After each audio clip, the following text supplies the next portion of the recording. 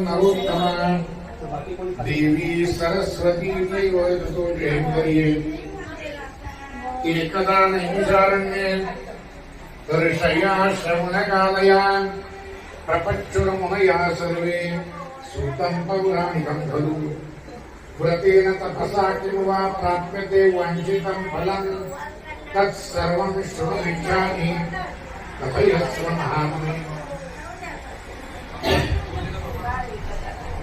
एकदा नारद मुनी स्वर्ग मृत्यू आणि पाताळ अशा तीनही लोकांमधून संचार करीत असताना संचार करत करत नारद मुनी आपल्या भूतलावरती आलेले आहेत, मृत्यू लोकांमध्ये आलेले आहेत आणि या मृत्यू लोकांच्या ठिकाणी अनेक प्राणी मात्र अनेक प्रकारची दुःख उपभोगीत आहेत।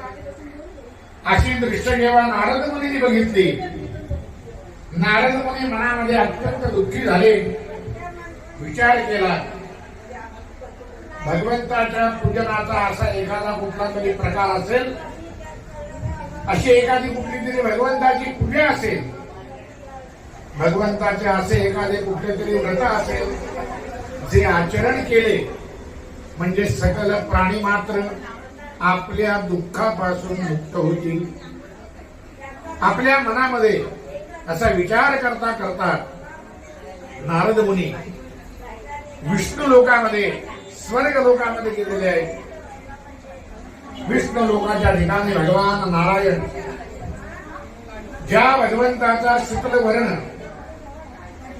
भगवंतानी चारही हातामध्ये शंख चक्र गदा आणि पद्म चार आयुध आपल्या हातामध्ये घेतलेली आहेत।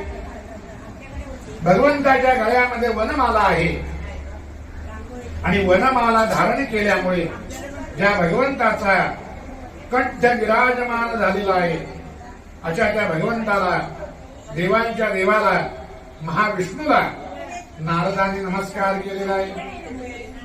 भगवान म्हणाले, नारदा आज या स्वर्ग लोकामध्ये आपण कशा करता आलेले आहात?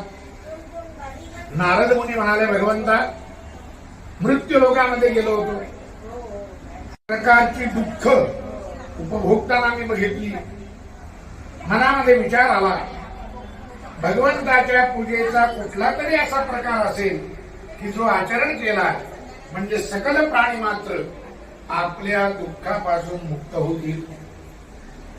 असा जो काही प्रकार असेल, अशी जी काही पूजा असेल, असे जे काही व्रत असेल ते ऐकण्याची अत्यंत उत्कट इच्छा मनामध्ये झालेली आहे आणि मनामध्ये इच्छा धरून आपल्या चरणाजवळ मी आलेलो आहे।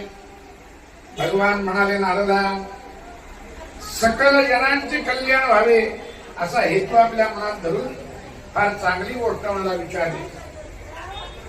ज्या भगवंताचे, ज्या देवाचे आचरण केले म्हणजे सकल प्राणी मात्र आपल्या दुःखापासून मुक्त होतात, असे भगवंताचे एक व्रत आहे आणि या व्रताला सत्यनारायणाचे व्रत असे म्हणतात।